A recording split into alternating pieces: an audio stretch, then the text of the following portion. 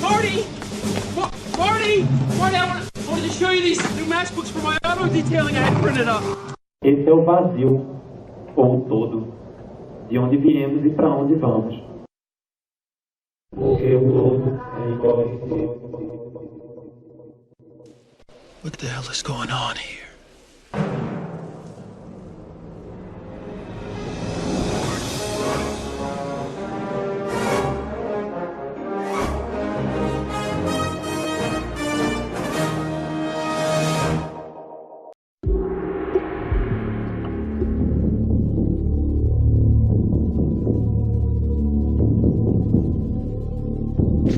Muito obrigado, agradecer a organização por estar aqui. Essa é a minha primeira experiência com uma grande plateia. Eu pretendo focar o ocultismo no ponto de vista psicológico. Esse senhor é Carl Gustav Jung. Ele fundou a Escola de Psicologia Analítica, foi discípulo de Freud, grande amigo de Freud e depois grande inimigo de Freud, porque eles brigaram, porque ele resolveu trabalhar com coisas além do que Freud ia. Freud ficou no lado sexual e achou que isso explica um monte de coisa, realmente explica um monte de coisa da nossa mente. Mas Jung gostou muito da parte simbólica, da parte dos mitos, e ele foi em frente nessa área. E fundou sua própria escola que é baseada nisso. Pesquisou muito gnose, alquimia, hermetismo. O cara realmente é um crânio e tem me abrido esses horizontes. Eu recomendo a todos que gostam de ocultismo pesquisar sobre Jung e os livros de Psicologia e Alquimia e Estudos Alquímicos, que é o que eu estou usando como base aqui. Então eu estou dando a vara de pescar para vocês irem além dessa palestra. Não sou psicólogo nem expert em Jung, apenas um admirador. Eu procurei fundo. Vou usar Jung como uma linha guia, como o mestre dos magos, para explicar conceitos herméticos e mitológicos. E em última instância a gente não vai estar falando de psicologia, a gente vai estar falando mesmo da nossa mente, do nosso espírito, do que compõe nossas buscas. Afinal, o todo é mente, o universo é mental, que é o princípio do mentalismo do Kybalion. Nós sabemos que o mundo não foi criado na minha ou na sua mente, mas na mente do todo. Esse todo é uma outra palavra para Deus, mas desvinculada de religiões, de preconceitos, que foi a forma que o hermetismo encontrou de passar isso sem estar com aquela ideia de Deus que a gente tem muito no Ocidente ou lá no Oriente. Essa totalidade está presente na humanidade de várias formas, mas sempre circular, e representa perfeição, harmonia. Vemos isso no símbolo do taoísmo, que é o Taiji, que é o equilíbrio de forças, Yin, Yang, positivo, negativo, masculino, feminino.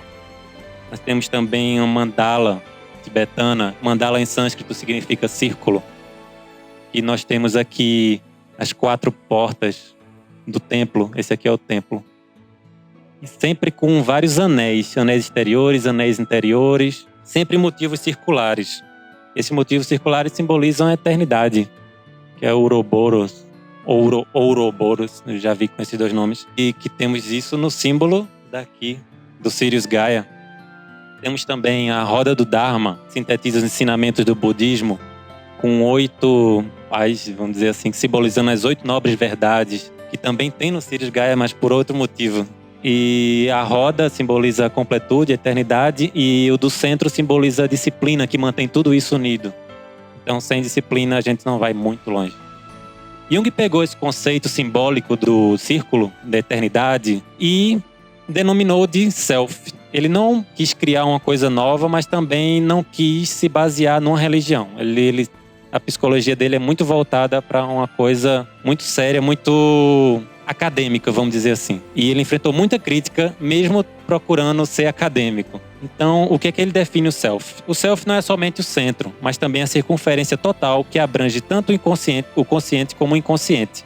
E é também o centro dessa totalidade. Self é a totalidade do nosso ser. É o unificador de opostos. Ele é a imagem de Deus. Na psicologia, ele chama essa imagem como um complexo.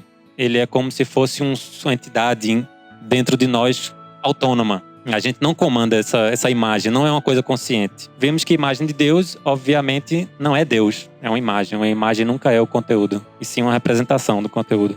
Quando você tem a ideia de Deus no íntimo, não só a sua ideia, seu conceito de Deus como conceito de toda a humanidade.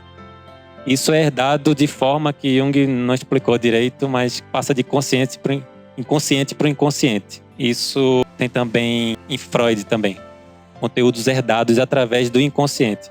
Porque no inconsciente nós somos verdadeiramente um. Nós compartilhamos esse inconsciente coletivo. Quando você fala, por exemplo, da ideia do pai, o complexo do pai, não é só a ideia que você tem do seu pai, mas da ideia que toda a humanidade tem do pai de tempos imemoriais, vamos dizer assim. O self não é o todo do hermetismo, e sim uma representação do todo para você dentro da sua alma, não consciente também.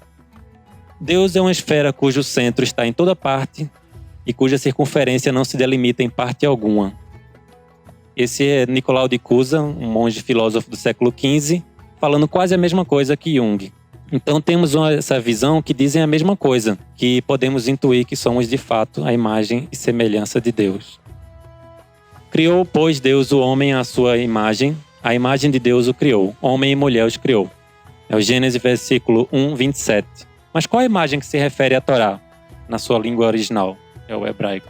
Selem, ou Selem, não sei direito. Termo para imagem no hebraico, significa sombra, ilusão, figura, ou até mesmo fantasma. Portanto, quando experimentamos Deus dentro de nós, estamos experimentando uma imagem ou uma sombra ou um reflexo, vamos dizer assim, que ao mesmo tempo transcende a nós. Nós não nos pertence, vamos dizer assim. Nós compartilhamos o nosso Deus e o Deus de toda a humanidade dentro de nós. Vocês podem pensar no infinito, nunca vão conseguir terminar esse infinito na sua mente, porque o infinito obviamente transcende vocês. É uma abordagem muito oriental para um conceito que a gente tem muito ocidentalizado, muito duro. Então a gente tem que pensar mais ou menos de forma oriental, lidando com paradoxos. Enquanto tudo está no todo, é também verdade que o todo está em tudo. Nós temos isso no Kybalion. Isso é outro paradoxo que é resolvido com outro paradoxo, que no próprio hermetismo tem. O que está em cima é como que está embaixo, e o que está embaixo é como que está em cima, que é o princípio da correspondência do Kybalion. O próprio Kybalion fala que não é igual ao que está em cima, é equivalente, análogo, é parecido em termos, mas funcionando da mesma forma. Então, temos um reflexo do todo em nós, através de uma força análoga, mas não igual, que Jung denomina como self. Jung enfatiza que o self não é benigno por natureza. Aí você pergunta, mas como se é minha ideia de Deus? Minha ideia de Deus é só o bem.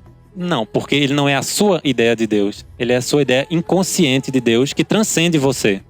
Então é a imagem fortíssima de Deus que cada um carrega dentro de você, até mesmo um ateu. E o todo nunca pode ser uma parte, senão não seria o todo. Então você, quando está comprando o lado bom do todo, o mal vem junto também.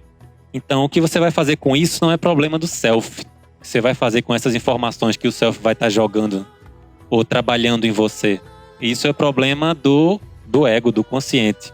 Você vai ter que lidar com esses conteúdos que vão aflorando na sua mente, porque o self ele só quer o equilíbrio, ele só quer que você se desenvolva.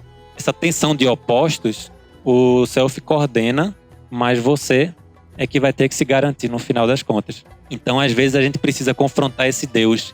Ele pode ser um tirano, como nós vemos na Torá, mas pode ser muito benigno também. Isso explica, muitas vezes, nesse lidar com Deus, aqueles casos de líderes religiosos que acabam se tornando carrascos, inquisidores, talibãs, gente que sobe a cabeça mesmo, assim, a ideia de Deus. Não é exatamente por culpa deles, é por não saber lidar com essa força que vem o bem e o mal. No Bhagavad Gita, nós encontramos o seguinte aforismo. Para o ser vivo que conquistou a mente, essa mente é o melhor dos amigos. Para aquele que falhou em controlar a mente, essa mesma mente age como o pior dos inimigos. A palavra mente aqui é algumas vezes traduzida para português como ego. Isso é errado. O equivalente no ego, no hinduísmo, é ahankara, que seria o falso eu. Nós vemos aqui Atma Manas, que é a palavra que ele usa, e Anatmanas, que seria o cara que controlou a mente, Atmanas, e Anatmanas, que não controlou a mente. E o que é Atman? Atman é alma, espírito, que transcende a própria pessoa. É uma coisa da pessoa, mas que transcende a própria pessoa. E isso é muito próximo do conceito de self de Jung. Então esse é o verdadeiro eu. E é o que você tem que controlar. Isso tem uma diferença grotesca se você pegar ego. Porque aí diz, eu vou matar meu ego, vou me livrar. Não, você tem que controlar seu eu superior. Tem que ser controlado. Que é a questão da disciplina na roda do Dharma. E agora vamos entrar na parte de mídia, que é uma historinha. Um conto antigo dos irmãos Grimm, do século XVIII e XIX. E os irmãos Grimm pegaram as tradições orais da Europa e fizeram a forma final dos contos de Branca de Neve, João e Maria, Cinderela, Chapeuzinho Vermelho, etc. Tem um que é bem pouco conhecido deles, que se chama O Espírito na Garrafa. Era uma vez um filho de um pobre camponês que estudava na cidade. Ele queria continuar seus estudos e voltar para a universidade, mas o dinheiro acabou. Então, ele ficou com o pai ajudando na fazenda. Certo dia, ele encontrou na floresta um gigantesco carvalho. Ouviu então uma voz que saía do chão, perto das raízes do carvalho, gritando, me solta, me solta. Aí o menino cavou com as próprias mãos essa raiz da árvore, encontrou uma garrafa bem fechada, ou hermeticamente fechada, e era dela que saía a voz. Quando ele tirou a rolha, o selo da garrafa, um espírito saiu dentro dela, ficou gigantesco. Tamanho quase do carvalho. Um gênio da lâmpada, vamos dizer assim. E esse espírito saiu pé da vida, dizendo, fui trancado aqui por castigo, sou o poderosíssimo Mercúrius e agora devo quebrar o pescoço de quem me soltou. Não sei qual era a lógica desse gênio, mas o rapaz não esperou pra ver, né? Aí, como o rapaz era meio de dimocó, meio trickster, ele falou, peraí, qualquer um poderia dizer que estava preso na garrafa, que é o poderoso Mercúrio e tal, mas eu não vi você saindo da garrafa. Quem garante que você é você? Aí o gênio, que não era muito inteligente, voltou para a garrafa para mostrar que era ele. Aí o menino, obviamente, fechou de novo. Aí esse espírito ficou bem mais dócil, né? Negociando. Peraí, eu não queria realmente quebrar seu pescoço. Era só bravata. Primeiro prometeu que não ia matá-lo. Depois prometeu dar uma recompensa ao rapaz, se ele soltasse. Aí o rapaz soltou. Ele deu uma recompensa que era um pano que a pessoa passasse em qualquer metal. Ele viraria um metal de valor, prata, ouro. Aí ele passou o pano no machado e conseguiu vender o machado de prata, e virou prata, por uns 400 moedas de ouro, sei lá. E pôde concluir seus estudos e virar médico. Eu achei legal ter no conto essa coisa do médico, porque o conto tem muito de hermetismo e eu vou explicar para vocês por quê. Qual é essa força chamada Mercúrius que o rapaz liberou? Esse é o Mercúrius. O nome vem da mitologia romana, mas esse deus herdou as características de Hermes, de um mensageiro entre dois mundos. Hermes é grego. Ele conseguia ir para o mundo dos deuses, lá de cima, e para o Hades, que seria o inferno. Ele era um dos únicos que conseguia entrar no inferno e sair. Pouquíssimos Thanatos conseguiam. Mas falar com os deuses assim. E ele virou o mensageiro, o intermediário. Ele é literalmente o pai da mídia, porque mídia em latim é medium, que é meio intermediário. É a mesma palavra que do espiritismo medium. É algo entre duas coisas que geralmente não se comunicam muito bem. Ele é associado ao deus Wotan, ou Odin, dos países nórdicos, mas na alquimia é que a coisa complica um pouquinho, porque ele é praticamente tudo. Ele está associado tanto à água como fogo, ar ou espírito. Com tantas características assim, ele obviamente simboliza o mutável, o indefinível, o volátil. Jung nos diz que a melhor definição na alquimia para ele talvez seja o espírito criador oculto na matéria. Explica muita coisa. Daí que ele representa tantas potencialidades quanto as realizações, os opostos, o começo e o fim. É por isso que um dos símbolos dele é o Ouroboros. Tá aqui o Sol, ele é aqui como apaziguador, ele também é macho e fêmea, ele é hermafrodita. Ele é tanto a serpente do paraíso como o Espírito Santo. Ele é uno, ele é trino e quaternário. Ele é a pedra filosofal, que era buscada pelos alquimistas e também por Voldemort. Ele tem uma associação com Hermes, porque o Hermes era um deus de muitas faces. Ele era também um trickster. Ele era meio bom e meio mal. Ele aprontava, ele roubou os gados de Apolo ou alguma coisa de Apolo. Isso quando era pequeno, imagine quando cresceu. E ele é alguém que transita entre esses dois polos. Por isso, na psicologia, Hermes ou Mercúrio simboliza o self, que é quem coordena os opostos. Quem é e coordena os opostos. Temos também na historinha um símbolo da árvore, que é o carvalho. O que é que essa árvore significa? Rapidamente, eu vou voltar a ela depois. A árvore é o universo, a vida. É bem emblemático que Mercúrio esteja na raiz da árvore, que simboliza o inconsciente, o oculto, que é o que a gente não vê, é a raiz da árvore. E que é uma das coisas mais importantes da árvore. E o menino, que simboliza o ego, praticamente, ele teve que cavar com as mãos. Teve que ter essa vontade de botar a mão na massa e procurar o que estava no inconsciente. O pano que ele recebe, que é o prêmio, é o objetivo figurado de todo alquimista, que é a transformação de um metal ordinário em algo de valor. Sabemos que isso representa, de fato, uma transformação interior de nossa alma. É descobrir o valor dentro de nós mesmos. Transformar a natureza humana em algo mais próximo do divino. Isso é autorrealização, autoconhecimento, totalidade do homem. Vemos isso em várias fontes antigas que associam o autoconhecimento ao todo. Repousa teu corpo e sossega tuas paixões. E enquanto te voltas para ti mesmo, chamarás a ti o divino. E em verdade o divino, que está em toda parte, virá a ti. Se te conheceres a ti mesmo, conhecerás também o verdadeiro Deus único. Esse foi Olimpiodoro, filósofo e alquimista do século V. Descubram que o reino dos céus está dentro de vocês e também fora de vocês. Apenas quando vocês se conhecerem, poderão ser conhecidos. E então compreenderão que todos vocês são filhos do Pai vivo. Mas se vocês não conhecerem a si mesmo, então vocês vivem na pobreza e são a pobreza. Esse é Jesus no Evangelho apócrifo gnóstico de Judas Tomé, o gêmeo. Que é fantástico, eu recomendo a leitura. E que vocês vão se perguntar, poxa, tem umas coisas muito massas assim, e tem outras coisas estranhíssimas também. Porque os gnósticos eles não faziam essa distinção entre bem e mal. Todo o conteúdo tinha que ser trabalhado. E é um dos objetivos aqui dessa palestra. Temos também, ó homem, conhece a ti mesmo e conhecerás o Deus e o universo. Que é a inscrição no templo de Apolo, que era o oráculo de Apolo em Delfos.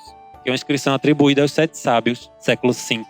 Bem, então temos esse círculo, esse infinito, esse eterno, que é Mercúrio, Self, Hermes. Jung divide ele didaticamente em consciente e inconsciente. Obviamente que o inconsciente é tudo isso, e toda essa sala e muito mais. Mas, num gráfico, ele caberia assim. Nós vamos dar um zoom aqui no consciente para ver como ele divide isso.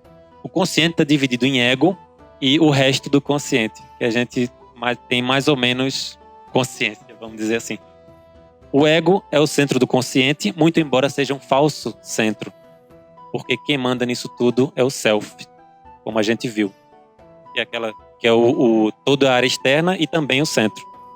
Mas esse falso centro é muito útil, porque é o que a gente usa diariamente, que é o nosso ego. O egoísmo é justamente acreditar que esse falso centro, esse ego, é o centro de tudo. É isso e o inconsciente e tudo. Tudo mandado pelo seu ego. Aí o que vai acontecer? O self vai agir no sentido de equilibrar isso e você vai acabar se lascando mais cedo ou mais tarde. E o self vem para botar ordem na casa. Tira essa roupa preta. Tira essa roupa preta que você não merece usar. Você não é caveira, você é moleque. Ouviu? Você é moleque! Então o self pode ser comparado ao Capitão Nascimento, que é o cara que estrutura o BOP. Jung identificou no consciente, ainda estamos naquele segundo círculo, 4 funções psicológicas que ele chamou de fundamentais. O pensamento, sentimento, sensação e intuição. A ideia de serem 4 não é bem por acaso, porque Jung acredita que o 4 simboliza nossa totalidade de direção, de como o ser humano se referencia na Terra. Nós temos os 4 pontos cardeais, a cruz cristã, a 4 elementos, a mandala que a gente viu no começo, com 4 portões. Isso é outro símbolo que está presente universalmente também, o 4. E são 2 pares de opostos. Cada pessoa se orienta bem numa dessa direção. Tem pessoas que são intuitivas, tem pessoas que são mais racionais, tem outras que vivem mais na sensação ou no sentimento. Quando você é uma pessoa que se dirige mais para uma área dessa, você meio que ignora as outras. As outras não trabalham tão legal assim. Quando você pensa muito, você tem a ajuda da intuição e da sensação. Você pode pender mais para cá ou mais para cá na roda. Essa roda gira. Mas o sentimento vai estar totalmente comprometido. Você não pode ser um pensador sentimental, vamos dizer assim. Embora seja a ideia final. É ter todos esses 4 trabalhados. Mas geralmente a gente funciona assim. Se você é sensação, você pode pender para o pensamento ou para o sentimento. Se você é intuição, pode pender para o sentimento ou para o pensamento. Nunca ser intuitivo com sensação. A gente pode fazer um paralelo com a alquimia, que busca a fabricação da pedra filosofal com a união dos 4 elementos: orvalho, sal, mercúrio e enxofre. Ou você pode pegar fogo, água, terra, ar, ou ainda personagem do seu filme predileto. Em Matrix, Oráculo e Arquiteto são 2 opostos complementares. Ambos são mantenedores da Matrix, mas agindo de maneiras diferentes. Oráculo é intuição, carinho, feminino, magia, irracional, enquanto o Arquiteto é masculino, é lógica, dureza, lei. Ambos são facetas da alquimia medieval, que nos legou tanto a química quanto a filosofia. Oráculo, ela é uma cozinheira, é uma química, vamos dizer assim, e filósofa, que a gente vê isso no primeiro, quando no Conhece a Ti Mesmo, em cima da porta. E ela vive filosofando para cima do Neo, né? E Arquiteto é um geômetra, que trabalha com a geometria. E o nome de ambos já deixa bem claro isso. O pensamento, ele trabalha bem com a intuição ou com a sensação. No caso, ele é parceiro da Oráculo. Ele não se dá muito bem com ela, mas trabalha com ela. E detesta esses caras aqui. Tanto é que ele não tá nem aí no segundo, quando diz a Trinity vai ter que morrer porque você vai ter que salvar o Zion, não sei o que, não sei o que lá. E aí Neo fica puto e consegue salvar ela de alguma forma. E Sentimento, que são esses caras aqui, tentam destruir o Arquiteto.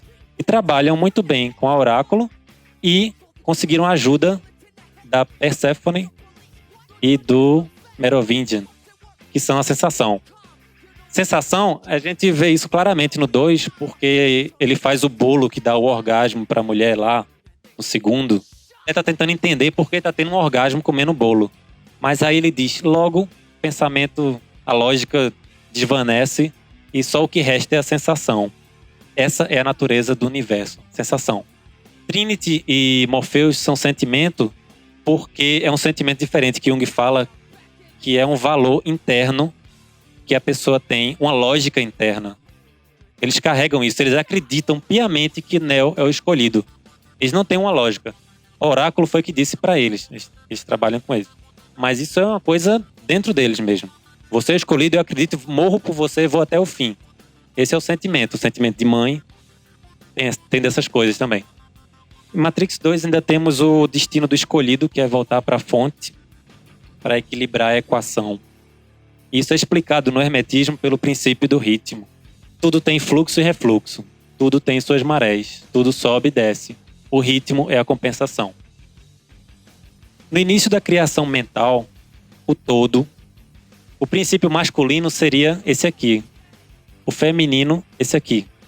O feminino era para estar lá embaixo.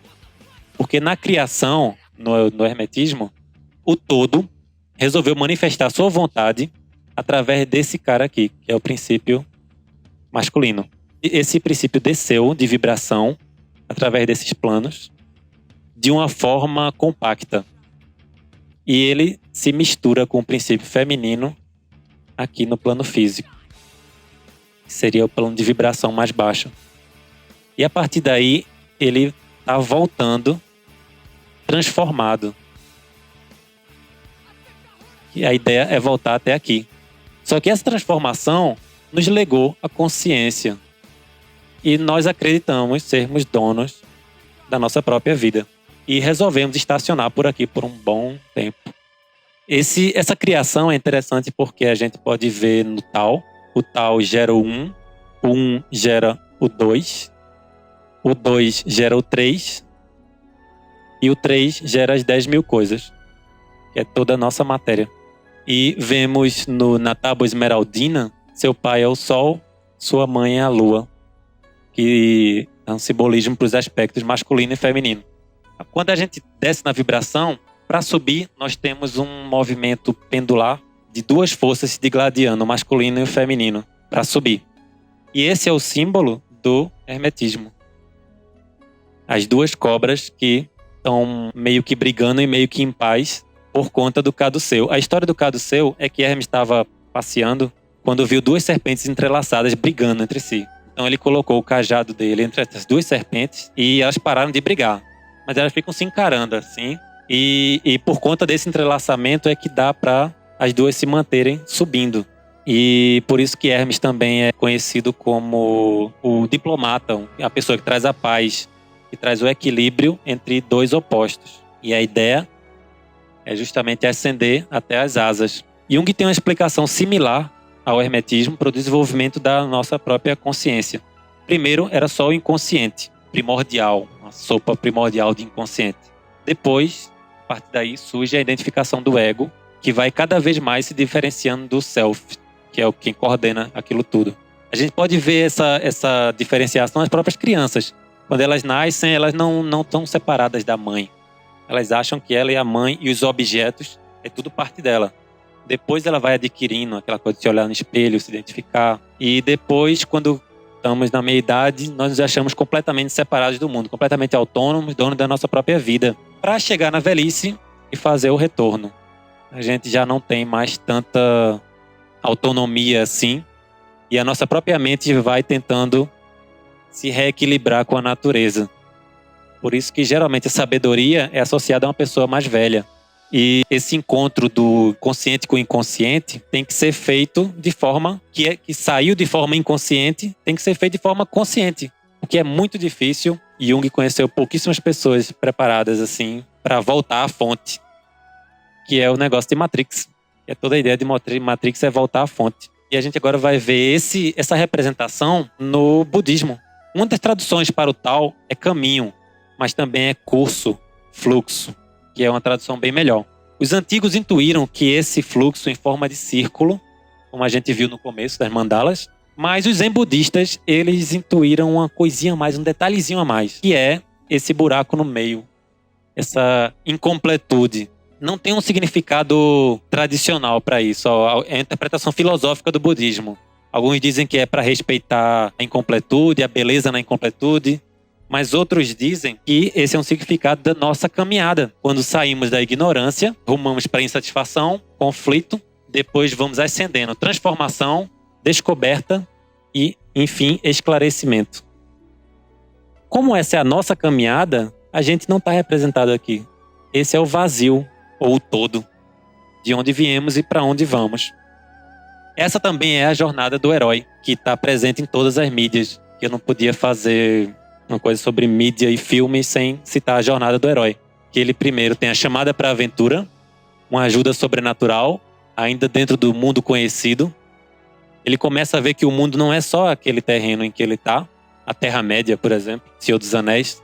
Temos aqui o guardião da porta que ele encontra, que dá início a uma transformação na vida, que ele sai do seu mundo conhecido e começa a enfrentar um monte de desgraça, de aventuras aqui. Sempre com a ajuda de um mentor ou outra pessoa que aparece que é o ajudante. Aqui é o ponto mais baixo da aventura em que o herói se lasca mesmo. É o abismo. Temos a morte, renascimento e a partir daí uma revelação que vai tornar o nosso herói um novo herói. Nós temos isso em Star Wars. A chamada para a aventura é a Princesa Leia. Temos a ajuda sobrenatural da força do Obi-Wan aqui.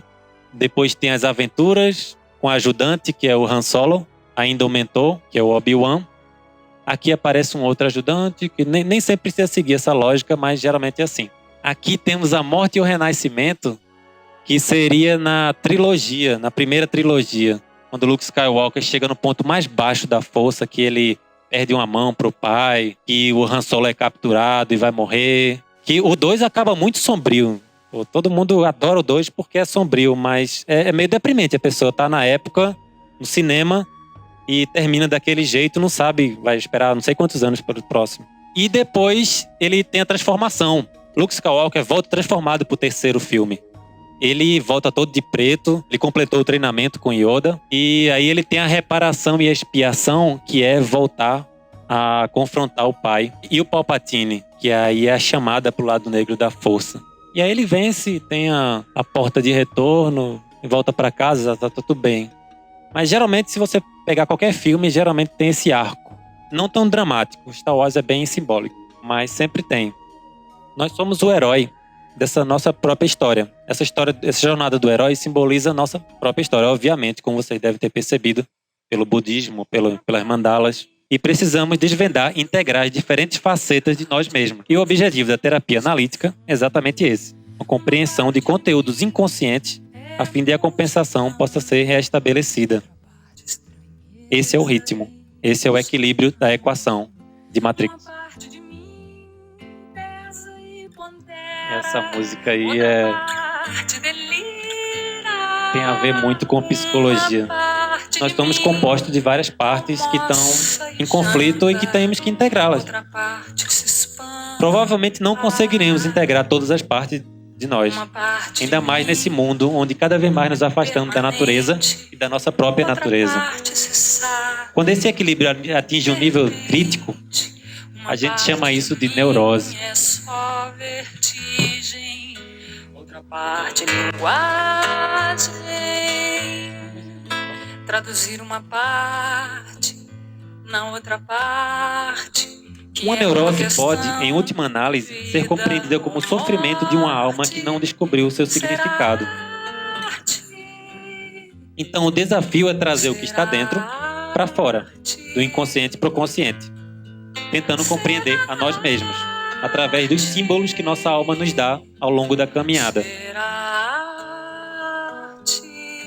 E isso provavelmente a gente não vai conseguir compreender de todo, mas é importante que a gente continue. Porque o todo, infelizmente, é incognoscível. Mas a gente vai tentando.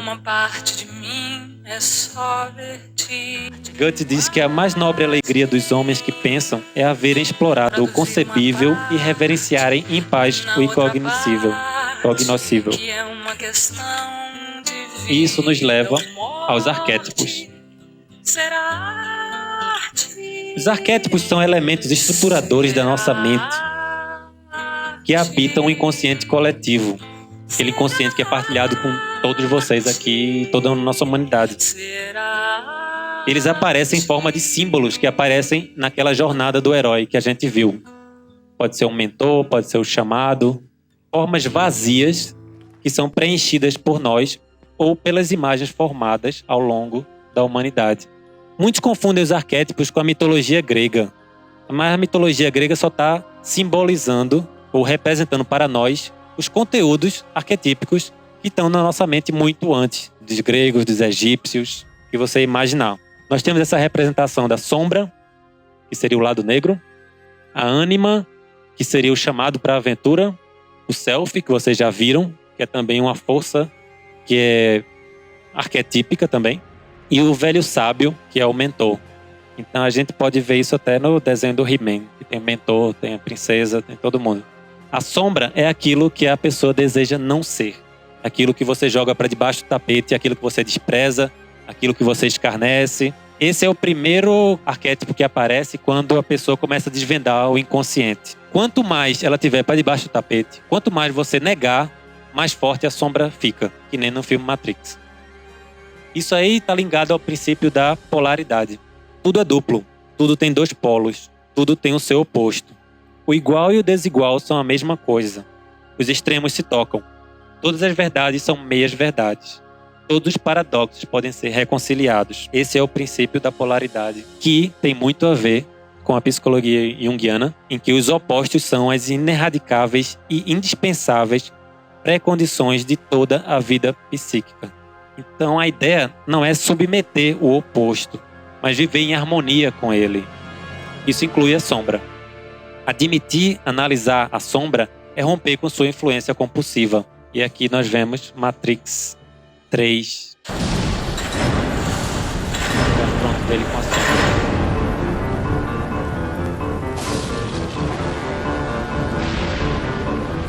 Vocês podem ver que a sombra dele está em toda parte. A sombra está fortíssima, porque ele vinha negando durante 2 filmes a sombra.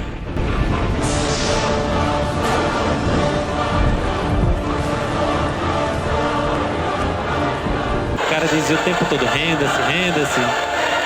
Eita, acho que não dá pra ver direito. A subida em forma de espiral. As 2 serpentes do hermetismo. O filme é cheio de simbologiazinha assim. E nós vemos subindo por um vão de 2 prédios. Que simboliza, obviamente, o caduceu. A música que toca no fundo é um mantra hindu, a Satoma. Conduza-me da ignorância para a verdade, das trevas para a luz, da morte para a imortalidade. E é isso que a gente sabe que acontece no final de Matrix. Ninguém se torna iluminado imaginando figuras de luz, mas sim tornando a escuridão consciente. Isso é importante porque é totalmente contrário ao que a gente tem no Ocidente, que a gente valoriza muito a luz e esquece do que a gente está jogando para debaixo do tapete. Dizem até na teoria de design que a cruz grega é o equilíbrio, que é a cruz que a gente viu nos tipos psicológicos ali, que tem oráculo e tal. A cruz cristã, ela subiu. Ela significa uma ascensão ao divino. E a gente ignorou um pouco o homem, ou a nossa sombra, o lado carnal, vamos dizer assim. Enquanto a gente reza, livra-nos de todo mal. A gente não procura de forma alguma olhar para o mal, ou integrar o mal. E isso na psicologia tem que estar o tempo todo presente. A gente tem que olhar, lapidar nosso lado oculto, vamos dizer assim, obscuro, lado sombrio.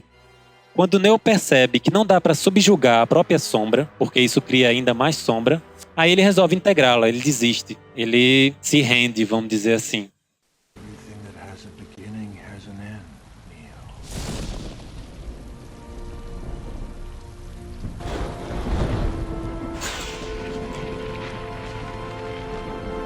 Get away from me! What are you afraid of?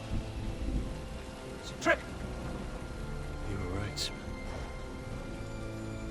You're always right. It was inevitable.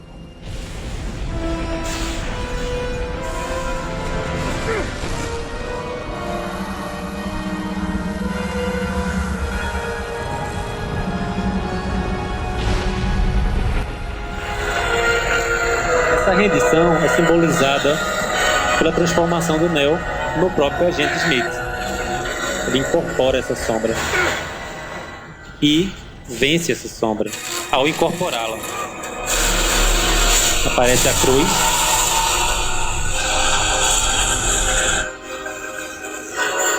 Quando ele compreende a sombra, ele está trazendo a sombra para a luz. E a sombra não existe com luz. E a sombra é a ausência de luz.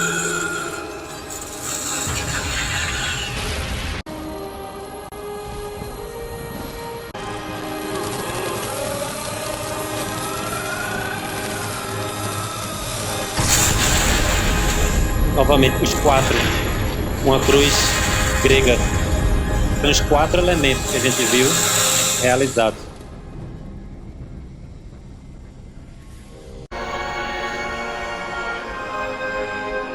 E aí ele morre. Vemos aí uma flor de lótus. A flor dourada da alquimia, pode ser. Que também parece um castiçal judaico. Não sei se foi intencional ou não, mas parece. Na psicologia, quando você faz isso, você não está se rendendo à sombra. Você está dialogando com ela, conhecendo ela. Você não precisa ficar amigão da sua sombra, mas você pode conhecer o que ela quer para poder chegar no equilíbrio, pelo menos. Na alquimia chinesa, temos a mesma busca pelo equilíbrio dos opostos. E o resultado buscado é o homem verdadeiro, que é o Chen Zhen, ou algo assim. Aquele que é o homem verdadeiro é aquele que conduz sua vida de forma flexível, harmoniosa e macia. Ele é a própria manifestação do tal, que é ser também suave. Que tem um pouco a ver com o Clube da Luta, quando aparece aquele pinguim e diz assim, slide. Let it go. Isso na alquimia chinesa garantiria a imortalidade, ser assim. Que seria o equivalente à pedra filosofal. Porque o elixir da imortalidade vem quando você consegue fazer a pedra filosofal. No Tao Te Ching, ou Tao Te Ching, o Tao é comparado à água, porque a todas as coisas beneficia e com ela não compete. É o equivalente místico ao ensinamento hindu. O mar aceita qualquer rio. No final, Neo se torna água, líquido, quando ele aceita a sombra. Por isso que a gente vê aquela superfície líquida tomando conta dele. Nós vamos agora à explicação do nosso mestre sobre se tornar água. Empty your mind. Be formless, shapeless, like water. Now you put water into a cup. It becomes the cup. You put water into a bottle, it becomes the bottle. You put it in a teapot, it becomes the teapot. Now water can flow or it can crash. Be water, my friend. Ele usou isso aí num filme, e foi ele que escreveu. Ele era filósofo também, tem alguns... formação, filósofo, e adorava o taoísmo. E se perguntado, ele dizia que não tinha religião, mas ele tinha a sua própria ideia. Ele gostava muito de Krishnamurti, eu acho, e budismo, e taoísmo, obviamente. Se tornar água é muito bom para nosso processo de retorno ao self, mas também é muito perigoso. Porque na água você pode botar qualquer coisa que ela aceita, tanto um remédio como um veneno, e se transforma, obviamente. A água divina, que na alquimia aqua permanens, é um dos aspectos de Mercúrio. Novamente ele. Mas é uma água que também queima, essa água permanente na alquimia. Porque Mercúrio é todo duplo, os dois aspectos. No filme V de Vingança, a gente vai ver um pouquinho dessa água de forma simbólica.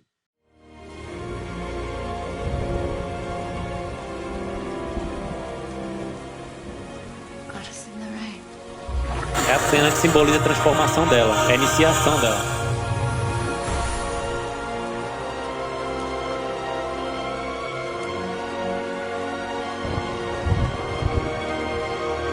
E a sombra atrás dela é o agente Smith.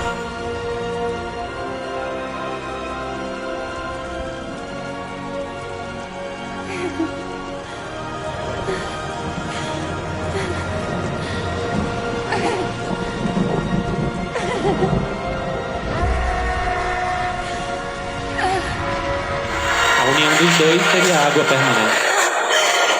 Quando ela diz a chuva é Deus, isso é uma referência ao alquimista egípcio Zósimo, que disse a água é o todo. E também ao primeiro filósofo que o Ocidente conhece, que é Tales de Mileto, que também disse que a água é o princípio de todas as coisas. Previously on Heroes. Esse é o refúgio. É o espírito criador oculto na matéria. E é um simbolismo dos aspectos masculino e feminino.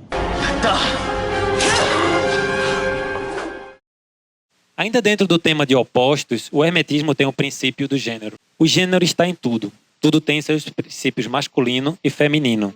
O gênero manifesta-se em todos os planos da criação. Vamos agora ver a ânima e o ânimos. Esse é um outro oposto com o qual Jung trabalha e que também é um arquétipo. Ânima ou ânimos. Ânima é a figura interior da mulher contida no homem. E ânimos é a figura do homem contida dentro de cada mulher. Ou seja, atuando na mente da mulher. Todos nós temos essas duas polaridades, masculino e feminino, yin e yang.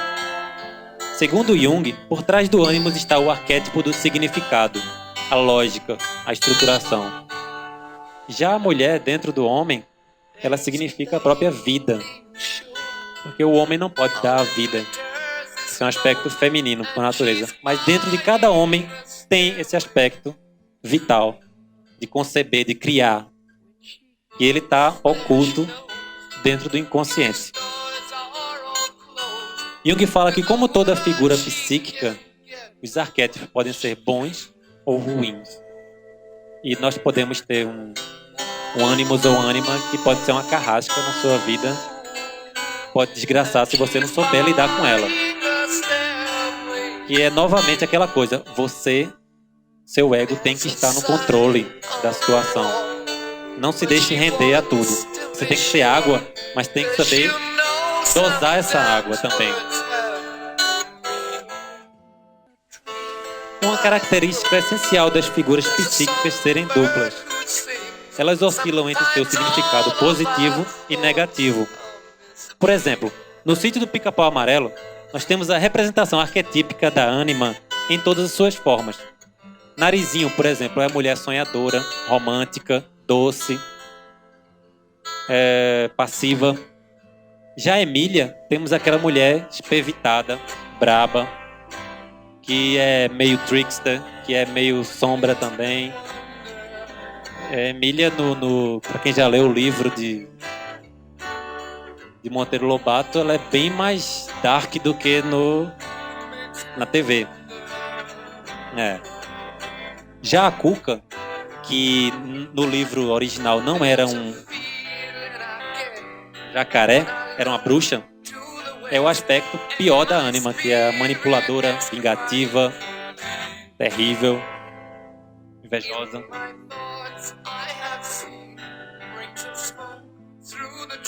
Na Cabala, a ânima é Yesod, qualidade universal do espírito, a princesa aprisionada dos contos de fada, a vontade primordial que nos leva ao autoconhecimento. Eu peguei isso do site do Débil. De última hora, eu tava fazendo isso quando apareceu, eu adorei. E, inclusive, peguei também a música, o Stairway to Heaven, que fala dessa lady, essa mulher que nos leva na escadaria, que é a letra da música. O nome da música é Escada para o Céu. No filme Matrix, a ânima é Trinity e cabe a ela despertar Neo logo no início do filme, quando ele está dormindo e aparece no computador: acorde, Neo. É uma energia que lhe coloca em movimento. É o chamado da jornada do herói. É a princesa Leia que diz: Obi-Wan, precisamos de você. Ela pode ser essa princesa que o Mario vai em todos os castelos buscar e nunca está no castelo que deveria estar. Como a ânima e o ânimos estão ocultos, eles também fazem parte da sombra, seu inconsciente, escondidos entre nós mesmos. O homem está associado ao racional, lógico, enquanto a mulher sempre esteve associada ao irracional, intuitivo. Tanto é que as mulheres eram usadas como sacerdotisas, e a ânima no homem também cumpre esse papel, de estabelecer contato com o que está mais inconsciente. Essa é a personagem Beatriz, da Divina Comédia, um livro de Dante Alighieri. Ela guia Dante através de um significativo e simbólico caminho tortuoso que leva ao paraíso, que é a redenção, a luz. E ela emana a luz de dentro dessa escuridão que eles estão. Essa é a realização do masculino no feminino, ou do feminino no masculino. Os aspectos racionais e intuitivos, que é simbolizado na alquimia pelo casamento alquímico, a reunião do enxofre e o mercúrio, o fixo e o volátil. A gente vai ver isso também em Matrix 3, que é uma representação da Tábua Esmeralda, que diz assim: sobe da terra para o céu e desce novamente à terra e recolhe a força das coisas superiores e inferiores. Desse modo obterás a glória do mundo e se afastarão de ti todas as trevas. A gente vê as trevas aí agarradas na nave e eles vão subindo, e aí as máquinas vão se desprendendo uma a uma. E aí eles ficam leves. Juntos, a união dos dois consegue subir e ver o sol. Eles de mãos dadas. E aí inicia o retorno novamente. Quando inicia o retorno, a gente vê a lua lá atrás. Os dois símbolos, sol, lua, subida, descida, movimento cíclico. E tanto é que nessa descida, logo após, a Trinity morre, porque já cumpriu o seu papel. A partir daí é com o Neo. E é a mesma coisa com os arquétipos. Eles servem para alguma coisa, mas depois disso é contigo. Em V de vingança, nós temos o protagonista V e Eve, simbolizando aspectos opostos e complementares. Em Guerra nas Estrelas tem Luke e a princesa, por ser a motivação da história. Em Matrix é esse, Trinity e Neo. A gente viu até agora o papel da ânima, o feminino na alma masculina. E existem poucos estudos a respeito do oposto, o masculino no feminino. Talvez por causa da época, não tinha muita liberação feminina, na época dos estudos de Jung, então não dava mais para ir a fundo na mente da mulher. Até porque Freud nunca conseguiu decifrar a mulher. Ele dizia assim: o que as mulheres querem? A grande pergunta. Mas tem um filme que mostra bem esse aspecto. Mostra bem não, mostra superficialmente, que é Avatar. A sociedade Na'vi habita o planeta Pandora, que o nome já é feminino, e foi quem abriu o vaso de Pandora, liberando todas as desgraças da humanidade, deixando a esperança que também é outra desgraça. E esse povo tem uma alma essencialmente feminina. Eles têm uma sacerdotisa que parece que manda mais do que o homem lá na tribo. Tem mais moral, se vocês forem ver no filme. As mulheres têm uma personalidade forte. Ela briga lá com o guerreiro. E vivem dentro de uma árvore, que é a mãe terra. Em íntima relação com a natureza. De forma intuitiva. Também feminino. Mas a maior evidência do feminino no povo Na'vi é que eles são brigados entre eles. O povo Na'vi não se dá e eles não se falam. E isso só é conseguido no final do filme com a ajuda masculina. E seria o papel do lado masculino na mente feminina. Dar uma ordem, uma organização, dizer assim, se juntem, senão vocês vão perder. E existe outro tipo de lado masculino que aparece logo no começo, que é esse guerreiro, esse conquistador, esse lógico, racional, que não pensa só pensa no lucro, que está tentando destruir tudo. Esse é o aspecto mais negativo. Como vocês viram, Jung falou que tem os dois lados, né? Esse é o oposto, masculino, ruim. Enquanto Jake, que é o mocinho que vira Avatar, é o aspecto positivo. E cabe à mulher, que é a Na'vi, saber lidar com isso. E o centro da disputa desse filme é uma árvore gigante. Os dois estão lutando por aquela área. E o que é a árvore? Existe um tratado alquímico chamado Pandora, de Hieronymus Husserl. E coincidência ou não, tem uma imagem do tratado que é uma mulher árvore, que simboliza os galhos, simboliza a ave em cima dos galhos, simboliza o pensamento, a liberdade. A árvore é mais do que o feminino. Ela simboliza o universo, a vida, como eu já falei, o que inclui o processo de morte e renascimento. A gente vê esse processo na Yggdrasil, da mitologia nórdica, que é uma árvore universo, onde tem vários planos, que lembra também a árvore da Cabala, e que essa árvore está fadada à destruição, e todo o povo nórdico já sabe disso, os deuses que moram aí já sabem disso, quando vai chegar o Ragnarok, que vai ser destruída e vai ser refeito. Tudo isso vai ser refeito. Então a árvore é cíclica, esse processo de morte e renascimento, porque a árvore cresce, dá seus frutos, do fruto ele cai, forma uma nova árvore. A gente também isso vê na acácia, no Egito, que é venerado como árvore da imortalidade. Na China temos um pessegueiro, cujos frutos também, quem comer, traz imortalidade. Na própria Yggdrasil, os deuses bebem um licor, um néctar, que também traz a imortalidade. Na Grécia também tem um fruto dourado. E na Bíblia temos a árvore da vida, que é o Etz Haim. Seria a cabala que vocês já viram aqui, que eu não vou falar, porque já falaram muito bem, que é também um dos símbolos do Self. Na América Central, a árvore é a própria manifestação da vida. Não só na Europa, não só no Oriente, a gente vê também na nossa América, os maias, os incas, os próprios maias, eles têm uma mitologia de que o deus dele, o herói, ele precisa morrer e daí a árvore brota dele e aí traz vida para toda a humanidade, que é o sacrifício também de Jesus. A árvore tornar-se-á a imagem e o espelho da nossa existência humana. Andrea Alciato, também um alquimista. Em Avatar, quando a árvore é derrubada pelo masculino, isso simboliza a dissolução de tudo que caracterizava esse povo. Eles estavam depositando todo o seu conhecimento, sua cultura, toda a sua existência em torno dessa árvore. É o ponto mais baixo da jornada do herói, que é o abismo.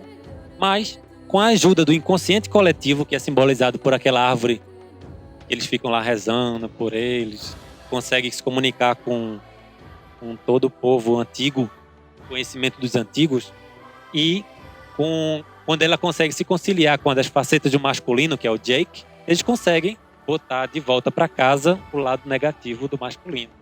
E conseguir coordenar os vários lados da psique, que é simbolizado pelo povo Na'vi, que eles não se falavam. Estão lembrados dos 4 elementos aqui? O povo Na'vi não se comunicava com esses 4 elementos. E Jake ajuda a integrar. Jake é o integrador desses 4 elementos. E aí eles conseguem vencer. que é parecido também com Matrix, se vocês forem olhar a simbologia. Expulsar a sombra. E no final, nós temos o casamento alquímico, representado pela mudança definitiva de corpo de um ser humano, que simbolizaria o masculino, para o híbrido nave, que representa a união e a harmonia do masculino e feminino. Agora vamos ver isso representado no filme A Fonte da Vida, que traz esse aspecto de vida, morte, árvore, praticamente a soma de tudo que a gente falou aqui.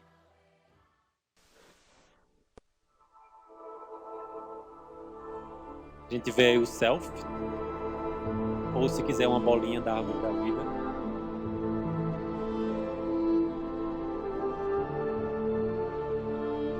Na verdade, o self seria o todo. A bolinha seria mais o consciente dele. E depois ele sai da bolinha. E esse filme é uma jornada no próprio de autoconhecimento dele. Que a esposa morreu, ele não aceita isso. E a representação da esposa dele na mente dele é a árvore, é a vida.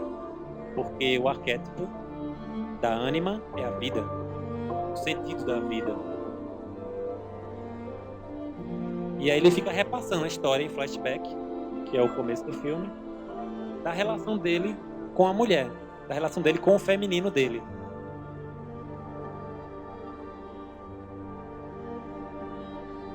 O filme tem 3 níveis: o mundo real, que é a história dele com o personagem com a mulher, a psique do personagem, que é aí na mente dele, e o livro, que é a mitologia, o símbolo. O livro é a mídia. A gente vê a história do livro.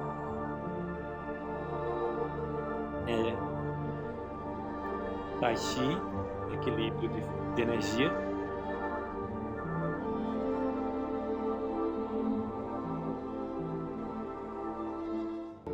E aí ele sobe a árvore. Isso aí no xamanismo é a iluminação. Quem manja de xamanismo, ele tem esse ritual do xamã subir a árvore.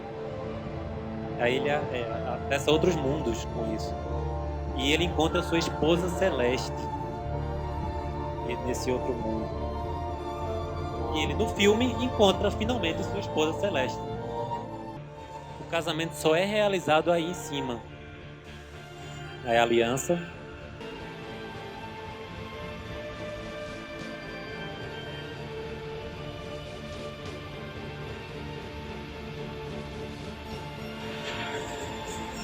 Aí ele já tá fora do ego dele e tá se preparando para entrar de novo no inconsciente, para morrer.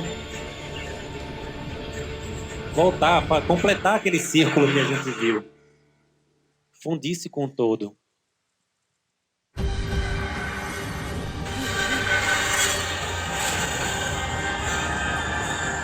Abandonar sua forma.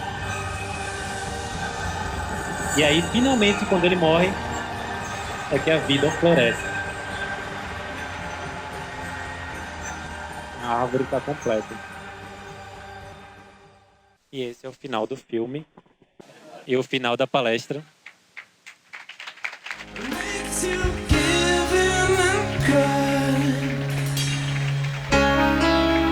Say live and let die.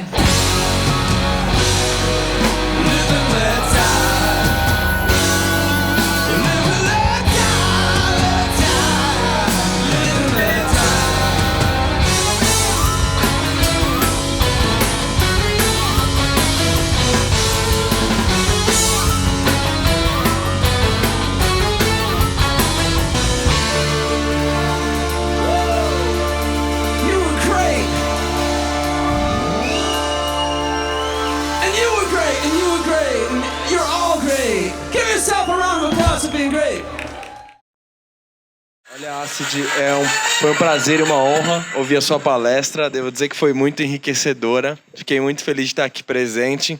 E eu quero sugerir para o próximo ano, para os organizadores, que a gente tenha uma sessão de cinema com Acid, porque é realmente impressionante.